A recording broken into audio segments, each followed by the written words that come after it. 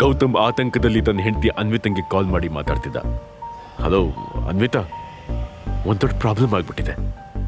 ಅವನ್ ಧ್ವನಿ ಕೇಳಿ ಅನ್ವಿತಾ ಕೋಪದಲ್ಲಿ, ಒಂದು ಪ್ರಾಬ್ಲಮ್ ಅನ್ಬೇಡ, ಒಂದಾದ್ಮೇಲೆ ಒಂದು ಆಸ್ ಎಕ್ಸ್ಪೆಕ್ಟೆಡ್. ಇವಾಗ ಏನ್ ಮಾಡಿದ್ಯಾ ಗೌತಮ್? ಮಾವನ್ ಜೊತೆ ಆಂಟಿಕ್ ಶೋರೂಮ್ಗೆ ಬಂದಿದ್ದೆ ಅನ್ವಿ. ಒಂದು ಸ್ಟ್ಯಾಚ್ಯೂ ಸಡನ್ ಆಗಿ ಕೆಳಗೆ ಬಿದ್ದು ಹೊಡೆದೋಯ್ತು. ಅದಕ್ಕೆ ಶಾಪ್ ಅವರು 30 ಲಕ್ಷ ಕೇಳ್ತಿದ್ದಾರೆ. ಅನ್ವಿತಾಗೆ ಒಂದ್ಸರಿ ನಿಂತಿನೆಲ್ಲ ಕುಸ್ದಂಗಾಯ್ತು. Are you crazy? ಮಾಡಕ್ ಬೇರೆ ಕೆಲಸ ಇಲ್ಲ ಅಂದ್ರೆ ಮನೇಲಿ ತಿನ್ಕೊಂಡು ಉಂಡ್ಕೊಂಡು ಬಿದ್ಕೊಂಡಿರ್ಬೋದಲ್ಲ. ಹೊಸ ಸಮಸ್ಯೆನ ಕ್ರಿಯೇಟ್ ಮಾಡಿ ನನ್ ತಲೆ ತಿನ್ನೋದು ಯಾಕೆ? ಛೇ, ಈಗ ನಾನು 30 ಲಕ್ಷ ಎಲ್ಲಿರುತ್ತೆ ಅಲ್ಲಿ? ಅವಳು ಕೋಪನ ನೋಡಿ ಗೌತಮ್ಗೂ ಮುಂದೆ ಮಾತಾಡೋದಕ್ಕೆ ಸಾಧ್ಯ ಆಗ್ಲಿಲ್ಲ. ಅನ್ವಿತಾ ಒಂದೇ ಉಸಿರಲ್ಲಿ, ತಪ್ಪು ಮಾಡೋದು ಈಸಿ, ಅದನ್ನ ಸರಿಪಡಿಸೋದು ಎಷ್ಟು ಕಷ್ಟ ಅನ್ನೋದು ನಿನ್ಗೂ ಗೊತ್ತಾಗ್ಲಿ. ಸಾರಿ ಗೌತಮ್, ಬಾಯ್ ಅಂತ ಹೇಳಿ ಕಾಲ್ ಕಟ್ ಮಾಡಿದ್ಲು. ಸ್ಟ್ಯಾಚ್ಯೂನ ಬೆಳೆಸಿದ್ ನಾನಲ್ಲ, ಮಾವನ್ ಕೈ ತಾಗಿ ಹೊಡೆದೋದ್ರೆ ನನ್ ತಪ್ಪೇನಿದೆ ಅನ್ಕೊಂಡು ಗೌತಮ್ ಮತ್ತೆ ಅನ್ವಿತಾ ಕಾಲ್ ಮಾಡ್ತಿದ್ದ. ಅಷ್ಟರಲ್ಲಿ ಶೋರೂಮ್ ಮ್ಯಾನೇಜರ್ ಕೆಲವು ಬಾಡಿಗಾರ್ಡ್ಸ್ ಜೊತೆ ಅವ್ರ ಹತ್ರ ಬಂದ. ಅವರೆಲ್ಲರ ಮುಖದಲ್ಲೂ ಕೋಪ ಎದ್ದು ಕಾಣಿಸ್ತಿತ್ತು. ಮ್ಯಾನೇಜರ್ ಆವಾಜ್ ಹಾಕ್ತಾ, ಅಲ್ಲ ಮಿಸ್ಟರ್, ನಾನು ಆಗ್ಲಿಂದ ನೋಡ್ತಿದ್ದೀನಿ, 1 ಅವರ್ ಆದ್ರೂ ₹1 ಕಾಸು ಕೊಟ್ಟಿಲ್ಲ, ಹೆಲ್ಪ್ಗೆ ಅಂತಾನೂ ಯಾರು ಬಂದಿಲ್ಲ. ಈ ಮುದ್ಕ ಬೇರೆ ತಪ್ಸ್ಕೊಂಡು ಓಡೋಗ್ತಿದ್ದಾನೆ. ಗೌತಮ್ ನಂಬಕ್ಕೆ ಆಗ್ದೆ, ಏನು ಮಾವನ? No way. ಮ್ಯಾನೇಜರ್ ಕೋಪದಿಂದ ಗಡಿಯಾರದ ಕಡೆ ಕೈ ತೋರಿಸಿ, ನೋಡಿ ಮಿಸ್ಟರ್, ಆಗ್ಲೇ 2 ಗಂಟೆ ಆಗಿದೆ. ಗಡಿಯಾರದ ಮುಳ್ಳು 5ಕ್ಕೆ ಬರುವಷ್ಟರಲ್ಲಿ 30 ಲಕ್ಷ ತಂದ್ಕೊಟ್ರೆ ಸರಿ, ಇಲ್ಲ ಅಂದ್ರೆ ನಾನ್ ಪೊಲೀಸರಿಗೆ ಕಾಲ್ ಮಾಡಿ ಈ ಮುದ್ಕನ್ನ ಜೈಲಿಗೆ ಹಾಕಿಸ್ತೀನಿ. ಬಿ ಕೇರ್ಫುಲ್, ತಪ್ಪಿಸ್ಕೊಳ್ಳೋ ಪ್ರಯತ್ನ ಮಾಡಿದ್ರೆ ಗೊತ್ತಲ್ಲ. ಗೌತಮ್ ಏನು ಹೇಳ್ದೆ ಗಂಭೀರವಾಗಿ ಯೋಚಿಸ್ತಿದ್ದ. ಮಾವ, ಈ ಜನರು ದುಡ್ಡು ವಸೂಲಿ ಮಾಡದೆ ನಮ್ಮನ್ನ ಆಚೆ ಕಾಲಿಡಕ್ ಬಿಡಲ್ಲ. ನಂಗೆ ತುಂಬಾ ಭಯ ಆಗ್ತಿದೆ ಗೌತಮ್. ಇವ್ರು ನನ್ನ ಪೊಲೀಸರಿಗೆ ಹಿಡಿಕೊಡ್ತಾರಂತೆ. ನನ್ ಬದಲು ನೀನೇ ಜೈಲ್ಗೆ ಹೋಗು. 3 ವರ್ಷ ನಿಂಗೆ ಉಳ್ಕೊಳಕ್ ಮನೆ, ತಿನ್ನಕ್ಕನ್ನ ಕೊಟ್ಟಿದೀವಿ. ಆ ಋಣಕ್ಕಾದ್ರೂ ಸಹಾಯ ಮಾಡು. ಅನಿಲ್ ಬೇಡ್ಕೊಳ್ಳೋ ತರ ಮಾತಾಡ್ತಿದ್ದ. ಮಾವ, ನನ್ಗೆ ನಿಮ್ಮನ್ನ ಜೈಲಿಗೆ ಕಳ್ಸಕ್ ಇಷ್ಟನಾ? ನಿಮ್ ಜಾಗದಲ್ಲಿ ನಾನೇ ಹೋಗ್ತಿದ್ದೆ. ಆದ್ರೆ ಈ ಮನುಷ್ಯ ತುಂಬಾ ಸ್ಟ್ರಿಕ್ಟು. ಹೇಗ್ ಬ್ಲ್ಯಾಕ್ ಮೇಲ್ ಹೋದ ನೋಡಿದ್ರಲ್ಲ. ಅನಿಲ್ಗೆ ಬೇರೆ ದಾರಿ ತೋಚ್ಲಿಲ್ಲ. ಹಾಗಾದ್ರೆ ಒಂದು ಕೆಲಸ ಮಾಡು ಅಳಿಮಯ್ಯ, ದುಡ್ಡು ಕೊಟ್ಟು ನಾನು ಇಲ್ಲಿಂದ ಮನೆ ಕರ್ಕೊಂಡು ಹೋಗು ಪ್ಲೀಸ್. ಗೌತಮ್ಗೆ ಒಂದ್ ಕ್ಷಣ ಗಾಬರಿ ಆಗೋಯ್ತು.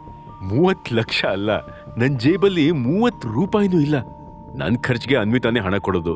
ನನ್ನ ಹತ್ರ ಪ್ರಾಪರ್ ಜಾಬ್ ಕೂಡ ಇಲ್ಲ. ನಾನೆಲ್ಲಿಂದ ದುಡ್ಡು ತರ್ಲಿ? ನೀನೊಬ್ಬ ಯೂಸ್ಲೆಸ್ ಅಳಿಯ. ಹೆಂಡತಿ ಮುಂದೆ ಮಾತಾಡೋ ಧೈರ್ಯನೂ ನಿನ್ಗಿಲ್ಲ. ಸರಿ, ಫೋನ್ ಮಾಡು, ನಾನೇ ಮಾತಾಡ್ತೀನಿ. ಗೌತಮ್ ಏನು ಹೇಳ್ದೆ ಫೋನ್ ತೆಗೆದು ಅನ್ವಿತಾ ನಂಬರ್ಗೆ ಡಯಲ್ ಮಾಡ್ದ. ರಿಂಗ್ ಆಗ್ತಿದ್ದಂಗೆ ಅನ್ವಿತಾ ಕಾಲ್ ಕಟ್ ಮಾಡಿದ್ಲು. ಅದನ್ನ ನೋಡಿ ಅನಿಲ್ ತಾನೇ ಫೋನ್ ಕಿತ್ಕೊಂಡು ಕಂಟಿನ್ಯೂಸ್ಲಿ ಕಾಲ್ ಮಾಡಕ್ಕೆ ಶುರು ಮಾಡ್ದ. ಫೈನಲಿ ಇರಿಟೇಷನ್ ಇಂದ ಅನ್ವಿತಾ ಕಾಲ್ ಪಿಕ್ ಮಾಡ್ದೋಳೆ. ಗೌತಮ್, ನಿನ್ಗೆ ಕನ್ನಡ ಬರೋದಿಲ್ವಾ? ನಾನ್ ನಿನ್ಗೆ ಹೆಲ್ಪ್ ಮಾಡಕ್ ಆಗಲ್ಲ ಅಂದೆ ತಾನೇ? ಅನಿಲ್ ಡೀಪ್ ಆದ ಉಸಿರಾಡ್ಕೊಂಡು ಮುಜುಗರದಲ್ಲಿ, ಅನ್ವಿತಾ ಪುಟ್ಟ, ಪ್ಲೀಸ್ ಹೆಲ್ಪ್ ಮಾಡು. ದುಡ್ಡು ಕೊಟ್ಟಿಲ್ಲ ಅಂದ್ರೆ ಈ ಶಾಪ್ನವರು ನನ್ನ ಜೈಲಿಗೆ ಕಳಿಸ್ತಾರಂತೆ. ಅಪ್ಪನ್ ಧ್ವನಿ ಕೇಳಿ ಅನ್ವಿತಾ ಶಾಕ್ ಆದ್ಲು. ಡ್ಯಾಡಿ, ನೀವಾ? What's going on there? Gautam ಮಾಡಿರೋ ತಪ್ಪಿಗೆ ನಿಮ್ಮನ್ನ ಯಾಕೆ ಜೈಲಿಗೆ? ಅವಳು ಮಾತು ಮುಗಿಸೋ ಮೊದಲೇ ಅನಿಲ್ ಸಪ್ಪೆಯಾಗಿ, ಮಗಳೇ, ಆಕ್ಚುಲಿ ಆ ಸ್ಟ್ಯಾಚ್ಯೂ ಬೆಳೆಸಿದ್ ನಾನು. ಫೋಟೋ ತಗೊಳ್ಳೋಣ ಅಂತ ಹತ್ರ ಹೋದೆ. ಬೈ ಮಿಸ್ಟೇಕ್ ಟಚ್ ಆಗಿ ಅದು ಕೆಳಗೆ ಬಿದ್ದೋಯ್ತು. ಗೌತಮ್ ತರೋ ಪ್ರಾಬ್ಲಮ್ಗಳು ಸಾಲ್ದು ಅಂತ ನೀವು ಕೊಡೋಣ. I didn't expect this from you daddy. ಸರಿ ಬಿಡಿ, ಈಗ ಎಲ್ಲಿದ್ದೀರಾ ನೀವು? ಅನಿಲ್ ಆತಂಕದಲ್ಲೇ, ಮಲ್ಲೇಶ್ವರಂ ಮಹಾರಾಜ ಆಂಟಿಕ್ ಶೋರೂಮ್ ಅಂದ. ಅನ್ವಿತಾ ಗಡ್ಬಿಡಿಲಿ ಟೇಬಲ್ ಮೇಲಿರೋ ಬ್ಯಾಗ್ ಎತ್ಕೋತಾ, ಸರಿ, ಅಮ್ಮನ್ ಕರ್ಕೊಂಡು ಈಗಲೇ ಬರ್ತೀನಿ ಅಂತ ಫೋನ್ ಕಟ್ ಮಾಡಿದ್ಲು. ಅನ್ವಿತಾ ಅವಳ ತಾಯಿ ಗೀತಾ ಜೊತೆ ಶೋರೂಮ್ ಒಳಗಡೆ ಕಾಲಿಟ್ಲು. ಗೌತಮ್ ಟೆನ್ಸ್ಡ್ ಆಗಿ ಆ ಕಡೆ ಈ ಕಡೆ ಓಡಾಡ್ತಿದ್ದ. ಅನಿಲ್ ಅಲ್ಲೇ ಪಕ್ಕದಲ್ಲಿ ಕುತ್ಕೊಂಡು ಮಗಳು ಬರೋದನ್ನೇ ಕಾಯ್ತಿದ್ದ. ಅವ್ರ ಸುತ್ತಮುತ್ತ ಕೈಯಲ್ಲಿ ಗನ್ಸ್ ಹಿಡ್ಕೊಂಡಿರೋ ಗಾರ್ಡ್ಸ್ ನಿಂತಿದ್ರು. Daddy, are you okay? ಅಲ್ಲ, ಇಷ್ಟು ಕಾಸ್ಟ್ಲಿ ಶಾಪ್ಗೆ ಯಾಕೆ ಬರಕ್ ಹೋದ್ರಿ? ಅನಿಲ್ ಉತ್ತರ ಕೊಡಕ್ ಆಗದೆ ಮುಜುಗರದಲ್ಲಿ ಗೌತಮ್ ಕಡೆ ನೋಡ್ದ. ಗೌತಮ್ ಎಲ್ಲ ಎಕ್ಸ್ಪ್ಲೇನ್ ಮಾಡಕ್ ಶುರು ಮಾಡ್ದ. ಆಕ್ಚುಲಿ ನಾವ್ ಇದೇ ರೋಡಲ್ಲಿ ಬರ್ತಿದ್ವಿ, ಮಾವ ಶಾಪ್ ಒಳಗಡೆ ಬಂದ್ರು. ಆಮೇಲೆ ಅವನ ಮಾತನ್ನ ಅರ್ಧಕ್ಕೆ ತಡೆದ ಗೀತಾ ಕೋಪದಲ್ಲಿ, ಆಮೇಲೆ ಆಸ್ ಯೂಶುವಲ್ ಈ ಕೆಲ್ಸನೂ ನೆಟ್ಟಿಗೆ ಮಾಡ್ಲಿಕ್ಕೆ ಬರ್ಲಿಲ್ಲ ಅನ್ನೋ. ಅವ್ರಿಗೆ ಸ್ಟ್ಯಾಚ್ಯೂ ನೋಡ್ಬೇಕು ಅಂತ ಆಸೆ ಆಗಿದೆ ಸರಿ, ನಿನ್ನ ಬುದ್ಧಿ ಕತ್ತೆ ಮೇಯ್ಸಕ್ ಹೋಗಿತ್ತಾ? ಆದ್ರೆ ನಾನೇನ್ ಮಾಡ್ಲಿ ಅತ್ತೆ, ಮಾವನನ್ನ ಆಚೆನೆ ವೇಟ್ ಮಾಡು ಅಂದಿದ್ರು. ಹೌದೌದು, ಅವ್ರಿಗೆ ಹೇಳಿದ್ರು, ಇವನ್ ಕೇಳ್ಬಿಟ್ಟ. ಏನ್ ನನ್ ಗುಗ್ಗು ಅನ್ಕೊಂಡ್ಯಾ ಇಡಿಯಟ್? ಇದನ್ನೆಲ್ಲ ನೋಡ್ತಿದ್ದ ಅನ್ವಿತಾ ಟೆನ್ಷನ್ ಅಲ್ಲಿ, ಅಮ್ಮ, ಅರ್ಜೆಂಟ್ ಆಗಿ 30 ಲಕ್ಷ ಹೊಂದ್ಸ್ಬೇಕು, ಫಸ್ಟು ಅದನ್ನ ಮಾತಾಡು. ಮೂತಿ ಮುರಿತಾನೆ. ಮಗಳೇ, ಕಷ್ಟ ಅಂದಾಗ ನಿನ್ ಗಂಡನ ಮನೆ ಆಸ್ತಿನೂ ಇಲ್ದೇ ಹೋಯ್ತು. ನಮ್ಮ ದುರದೃಷ್ಟಕ್ಕೆ ಇದೊಂದು ಪ್ರಾರಬ್ಧನೂ ಗಂಟು ಬಿತ್ತು. ಅಸಮಾಧಾನದಲ್ಲಿ ಗೀತಾ ಗೌತಮ್ ಕಡೆ ನೋಡಿದ್ಲು. ಏನಮ್ಮ ನೀನು, ಆ ವಿಷಯ ಬಿಟ್ಟಾಕು. 30 ಲಕ್ಷ ಎಲ್ಲಿಂದ ತರೋದೆ? ಏನ್ ನಮ್ ಕಾರು ನಮ್ ಮನೆ ಎಲ್ಲ ಮಾರಿ ಬೀದಿಗೆ ಬೀಳ್ಬೇಕಾ? ಎಲ್ಲ ಮಾರಿದ್ರು ಅಷ್ಟೊಂದು ದುಡ್ಡು ಸಿಗೋ ಡೌಟೇ. ಈ ಕಡೆ ಮ್ಯಾನೇಜರ್ ಅನಿಲ್ ಕಡೆನೇ ಗಮನ ಇಟ್ಟಿದ್ದ. ಇವರು ದುಡ್ಡು ಕೊಡಕ್ ಲಾಯಕ್ಕಿಲ್ಲ ಅಂತ ಆಗ್ಲೇ ತೀರ್ಮಾನ ಮಾಡಿ ಕಮಿಷನರ್ಗೆ ಕಾಲ್ ಮಾಡಿನೂ ಆಗಿತ್ತು. ಅನ್ವಿತಾ ಸಡನ್ ಆಗಿ ಏನೋ ನೆನ್ಪಾದೋಳ ಥರ, ಡ್ಯಾಡಿ ನಾವು ಆಯಿನ ಕೇಳಿದ್ರೆ ಹೇಗೆ? ಆಯಿ ಹತ್ರ ಸಾಲ ಅಂತ ತಗೊಂಡ್ರಾಯ್ತು ಅಂದ್ಲು. ಗೀತಾ ಗಂಭೀರವಾಗಿ, ನಿನ್ನ ಆಯಿ ಗಾಯತ್ರಿ ದೇವಿ ನಮ್ಗೆ ಯಾವತ್ತೂ ಹೆಲ್ಪ್ ಮಾಡಲ್ಲ. ಯಾಕೆ? ನಿಂಗೂ ಗೊತ್ತು ತಾನೇ. ಅಮ್ಮ, ಕೇಳೋದ್ರಲ್ಲಿ ತಪ್ಪೇನಿದೆ, ನಾನು ಈಗಲೇ ಫೋನ್ ಮಾಡ್ತೀನಿ. ಆಯಿ ತನ್ನ ಫೋನ್ ರಿಸೀವ್ ಮಾಡ್ತಾಳೋ ಇಲ್ವೋ ಅನ್ನೋ ಟೆನ್ಷನಿಂದ ಅನ್ವಿತಾ ನರ್ವಸ್ ಆಗಿದ್ಲು. ಬಟ್ ಸರ್ಪ್ರೈಸ್ ಆಗೋ ಥರ ಆಯಿ ಕಾಲ್ ರಿಸೀವ್ ಮಾಡಿಬಿಟ್ಲು. ಆಯಿ, ನಾನು ಗಾಯತ್ರಿ ದೇವಿ ತನ್ನ ಕಮಾಂಡಿಂಗ್ ಧ್ವನಿಲೆ, ನಿನ್ನ ನಂಬರ್ ನನ್ನ ಹತ್ರ ಇದೆ, ಪೀಠಕ್ಕೆ ಹಾಕದೆ ಡೈರೆಕ್ಟ್ ಆಗಿ ವಿಷಯಕ್ಕೆ ಬಾ, ಹೇಳು ಏನಾಗಬೇಕಾಗಿತ್ತು.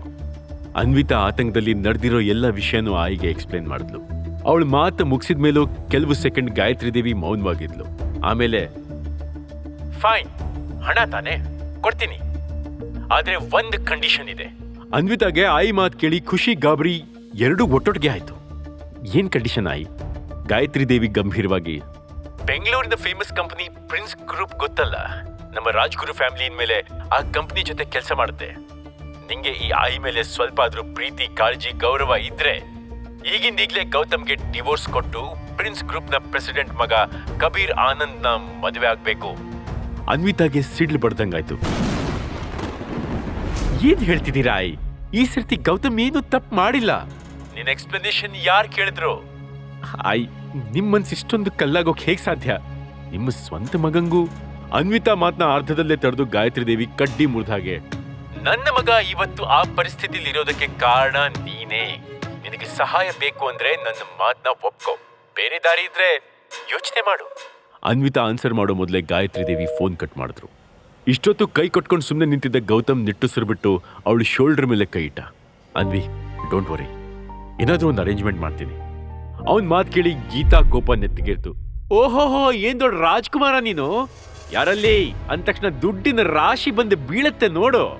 ದಿನಪೂರ್ತಿ ಭಿಕ್ಷೆ ಬೇಡ್ಕೊಂಡು ಬಂದ್ರು ಅಷ್ಟೊಂದು ಹಣ ಸಿಗಲ್ಲ ಅಂದವಳು ಅನ್ವಿತಾ ಕೈ ಹಿಡಿದು, ಪುಟ ನನ್ ಮಾತು ಕೇಳು, ಇವನಿಗೆ ಡೈವರ್ಸ್ ಕೊಟ್ಬಿಡು. ಇವನ್ ನಮ್ಮ ಫ್ಯಾಮಿಲಿನಿಂದ ದೂರ ಹೋದ್ರೆ ನಿನ್ನ ಆಯಿ ಮತ್ತೆ ನಮ್ಮನ್ನ ಮನೆಗೆ ಸೇರ್ಸ್ಕೋತಾರೆ. ಅದೆಲ್ಲ ಬಿಟ್ಟಾಕು. ಈಗ ನೀನು ಮೊದಲು ಕಬೀರ್ಗೆ ಫೋನ್ ಮಾಡು. ಅವನ್ ನಿಂಗೆ ಒಳ್ಳೆ ಫ್ರೆಂಡು. ಇಂಥ ಪರಿಸ್ಥಿತಿಲಿ ಹೆಲ್ಪ್ ಮಾಡಲ್ಲ ಅಂತಾನ? ಅವನಪ್ಪ ಕೋಟ್ಯಾಧೀಶ್ವರ, 30 ಲಕ್ಷ ಅವರಿಗೆ ದೊಡ್ಡ ಅಮೌಂಟ್ ಅಲ್ಲ. ಆದ್ರೆ ಅನ್ವಿತಂಗೆ ಕಬೀರ್ ಯಾರು ಅನ್ನೋದು ಗೊತ್ತಿತ್ತು. ಇಷ್ಟೊತ್ತು ಶಾಂತವಾಗಿ ನಿಂತಿದ್ದ ಗೌತಮ್ಗೆ ಕಬೀರ್ ಹೆಸರು ಕೇಳಿದ ತಕ್ಷಣ ಸಿಟ್ಟು ಬಂತು.